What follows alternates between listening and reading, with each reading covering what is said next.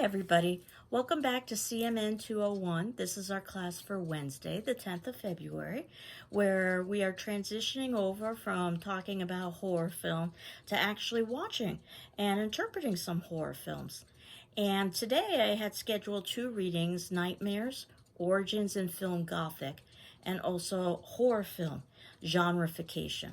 Now, those particular readings, and they happen to be the first chapter in both of those texts, unfortunately are not available online.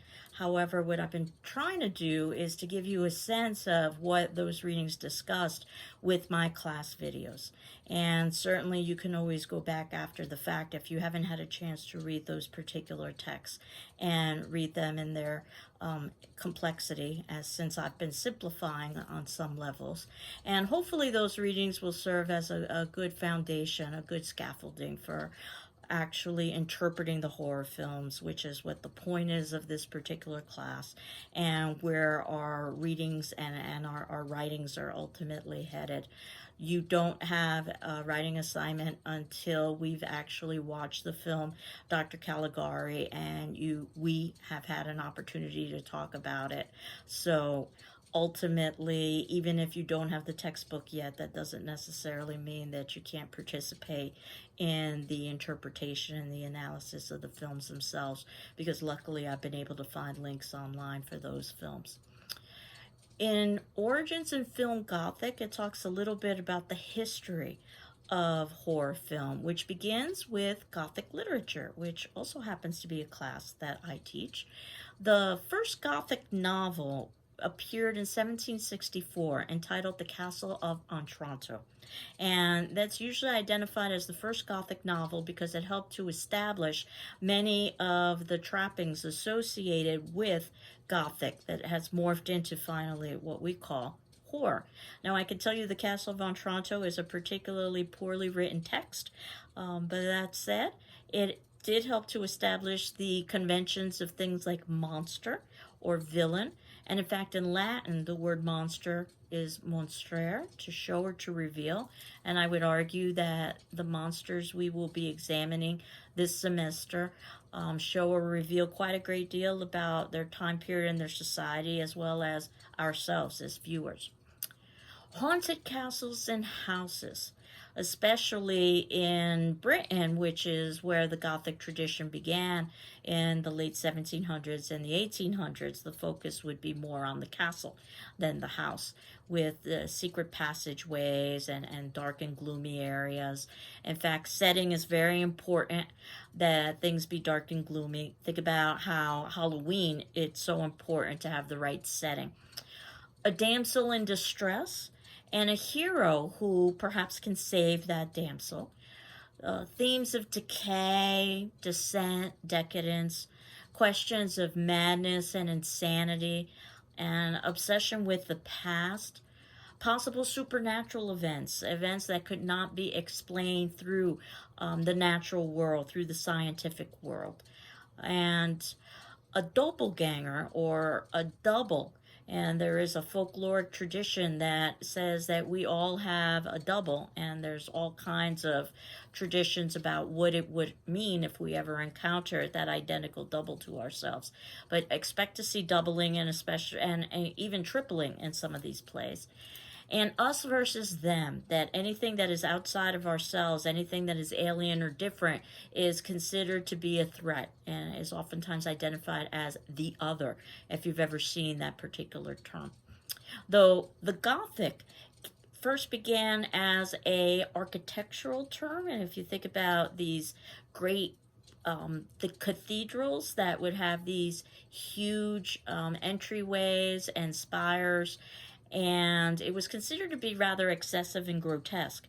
It's one of the reasons why the term was borrowed for the Gothic novel, because it had grotesque and excessive elements within it. It's also a historical term about the Goths, who basically were barbarian invaders in Europe.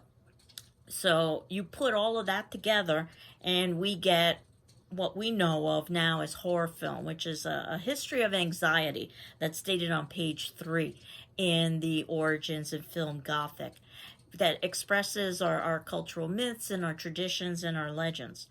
And I believe last class I had mentioned Stephen King, who's a very well-known horror writer and also is very well known for the films that have been made from his horror texts. And in his book, Danse Macabre, which happens to be an examination of the genre of horror and gothic, and Danse Macabre is Dance with Death. It's a European term about how we basically are fascinated by that which we fear most, which happens to be death, and that it can be a kind of art form. According to Stephen King, horror examines the national phobic pressure points or fears of the masses. In other words, the anxieties of those particular time periods. So horror serves as a kind of lens into the history of the time. And we see the political, economic, and social anxieties of the time. And it does so in an allegorical or symbolic way. Last class we were talking about not just reading literally, but also reading for representation. And the way that it does so, according to King, would be utilizing one of three levels. Terror being the most refined, and that requires the use of the imagination. In other words, things are suggested. You don't actually see something nasty. And perhaps the shower scene in Psycho is an example of this, because even though audiences swear that they see the knife penetrate the skin in the shower, it never happens. It's just a marvel of editing.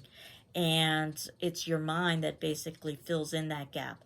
And if you've ever been alone in a house that creaks and you wonder to yourself, what could that be? Then perhaps you understand the power of the mind. The next level, it's sort of mid-level according to King, is horror. That it's not entirely of the mind. In other words, we will be shown something to illustrate that there's something to fear. And then the lowest level, according to Stephen King, is the gross out. And that focuses on revulsion and trying to be as graphic as possible. And according to King, he's not proud. He aims for terror, but he will utilize gross out if necessary. There is a short essay that he wrote entitled Why We Crave Horror Movies that I've included in the link below. It's approximately 2 or 3 pages or so that I would like you to read. You can see that King's style is very informal if you've ever had any kind of experience with King, even though he has quite an academic background in that he has a degree in English and has taught classes in supernatural horror. He discusses catharsis, which is something that I was alluding to last class about why it is that we would be attracted to this particular genre, that it allows us to experience these emotions and to experience purgation, to have them experienced by us, understood by us in a safe way, and then ultimately they can be released by us. And while we know that horror can be, and gothic can be repetitive because it does follow certain criteria, it can also be very creative and very artistic, and that's going to be the focus on this class, is to try to identify films within time periods that, yes, they keep to the qualities associated with the genre, but they also make some sort of a grander statement. The 1800s in Britain was the height of the Gothic novel, the Victorian period. And these novels, while many people haven't read them or perhaps even seen the films that were made from them, have become part of our popular consciousness. Frankenstein, Dracula, Dr. Jekyll and Mr. Hyde. Chances are you'll see costumes of all 3 of these characters at your typical Halloween party. Chances are that you've got some understanding of who these people are, even though you may never have read the original text, which we do in my Gothic Lit class, or seen the movies. And the movies began in the 1930s. That was viewed as the height of the Gothic novel translation into film, the Universal movie monster film. But what you can expect with themes are good versus evil, health versus illness, truth versus deception, inside versus outside. That has a lot to do with the gross out, because oftentimes the gross out is illustrating that which should be interior to our bodies, for instance, bodily fluids.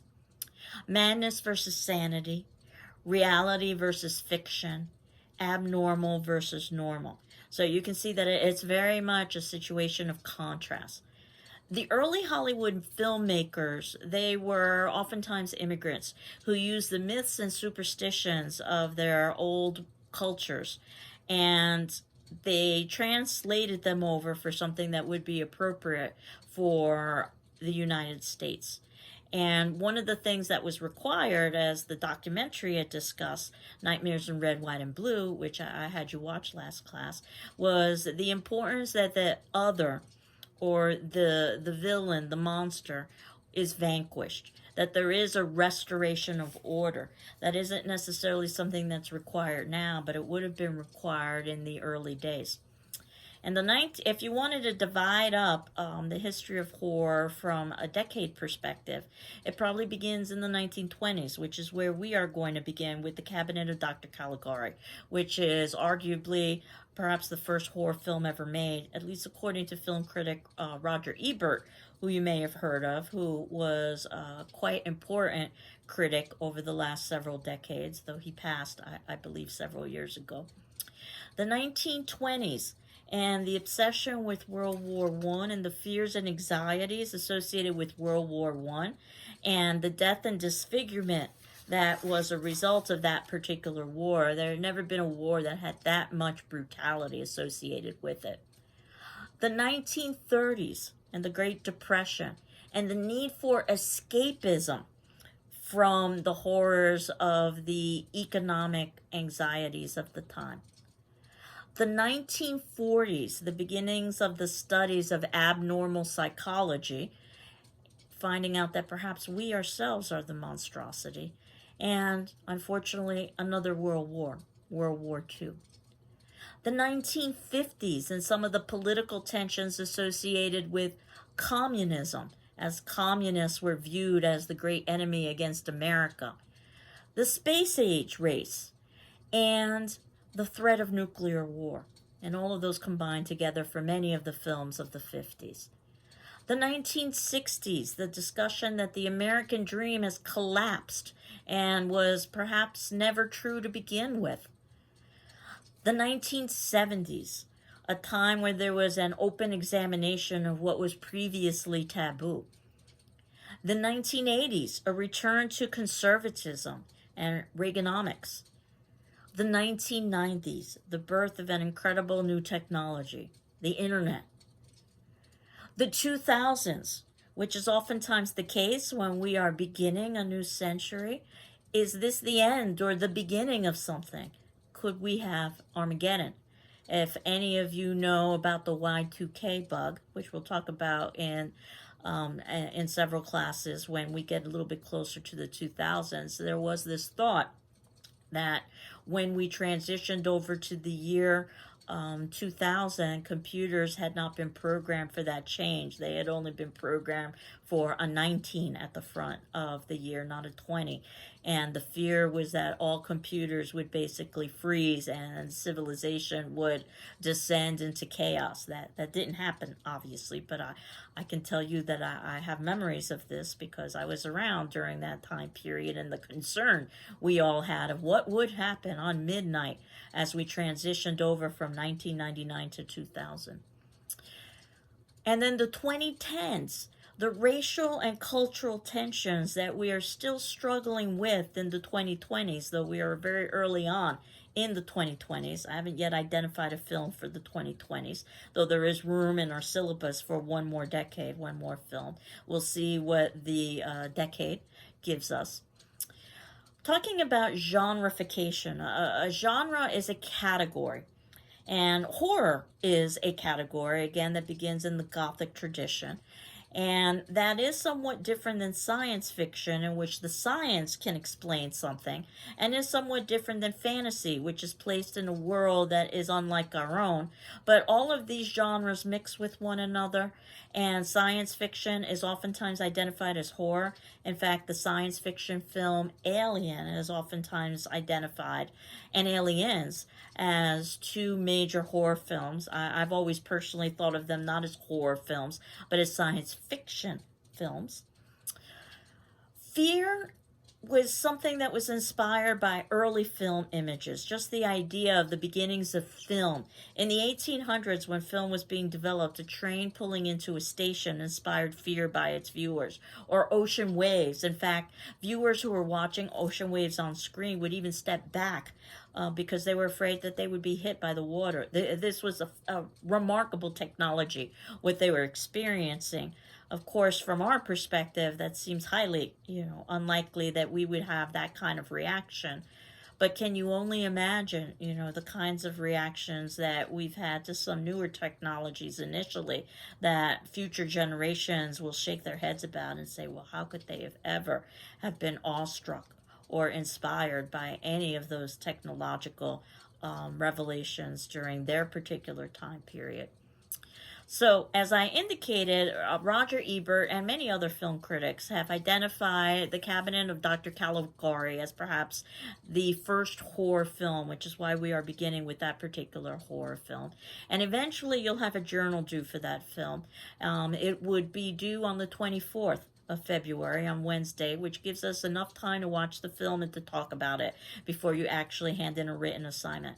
And for the journals, what I'm thinking is that you would write a page or so of reflections or observations or even questions. Sometimes the questions are more important than the answers. And you would do that on that Wednesday, the 24th, by midnight to my email, ruiz@gcc.mass.edu, via PDF. And then I could evaluate that PDF with my grading program and write some comments on it, return it back to you. I grade it informally on a checkmark system. So a plus is excellent, check plus is very good, a check is satisfactory. And those are where most of the grades fall, although there is a less than satisfactory and an unsatisfactory. And you could think of it as a kind of conversation on paper. And this is yet another way that you can interact with the film, is that you could do so on paper. And eventually there will be a final class project where you're going to be asked to focus on a particular element of horror film, whether you write a traditional paper or you decide to do something that's a little bit more unique or artistic, perhaps even make your own horror film. So the journals could be of assistance to you as you are thinking about what to do with the final project. The journals are basically being directed by me. The first journal you're writing is on Dr. Caligari, but the content isn't directed by me. When we get to the journal, the final project, nothing is directed by me. I'd like you to choose something that's of interest to you and to pursue it, but to basically run by your idea with me so that I can give you suggestions and ideas. Again, it's very early in the semester, and we don't need to think about that because your final project isn't due until the very ending of the semester. But I just wanted to make you aware of this as we transition over into the films, because an idea might occur to you for a possible final project. Now, the film itself, Dr. Caligari, what we've got is a German expressionistic film. So, very different kind of film that probably you are accustomed to. It is a silent film. So, it's a very different kind of experience watching a silent film than it is watching a film with audio. And the German expressionistic movement was known for being very surreal and very disjointed and very dreamlike. It's bizarre, it's shadowy, it's symbolic. Again, lots of references to things like madness, death, insanity. If you've ever heard of the film Nosferatu, which is a very famous German expressionistic film and also a very famous horror film that is loosely adapted on Dracula, or loosely adapted from Dracula. It's a bootleg version, actually, a bootleg adaptation of Dracula. And in fact, the widow of the author of Dracula, Bram Stoker, tried everything in her power to destroy Nosferatu because it was unauthorized. And she was able to get all of the copies destroyed, except for one. Luckily for us as film buffs, because it's an incredible film that I thought about us watching for this particular class. But again, since I wanted to talk about film from a decade perspective, I wanted to deal with the film that's usually credited as being the first horror film, and that would be the Doctor of Caligari.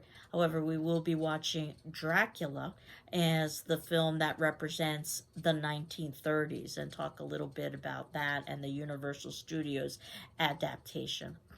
So at the time for horror films and silent films at the time of the 1920s, since they didn't have soundtracks, there would oftentimes be live orchestras that would be playing music in order to establish mood, because music is so important in establishing mood, and music is very important in horror film, which we will discuss. You have the option of listening to the musical score that's being offered here in order to establish mood, but again, it would have depended on the movie theater as to which musical score that they would have supplied for you. Or you can just keep the volume off and just listen to it, or watch it, I should say, silently, and you will have some subtitles there. The film is approximately 75 minutes long or so, so I thought we could transition over now to you actually watching that film. And then the attendance question that would be due on Thursday, and that would be the 11th of February at 6 p.m., asking, what do you think of the ending of Dr. Caligari and why? I don't want to give away too many spoilers about the film, but it does have a twist ending. So that said, I wanted you to think about that particular ending and whether or not you liked it or disliked it or found it to be interesting. There is no right or wrong answer to this particular question. I'm just more interested in your thought process. Again, I've got a YouTube link for this, and you can see that below in the notes so that you can access Cabinet of Dr. Caligari, unless you happen to have a copy of your own, and then certainly you can watch that. If we were meeting live, I would have basically just shown us a DVD, but obviously that's not going to be an option, so this is just the way that we're going to have to proceed. So I hope you're doing well. I'm doing well.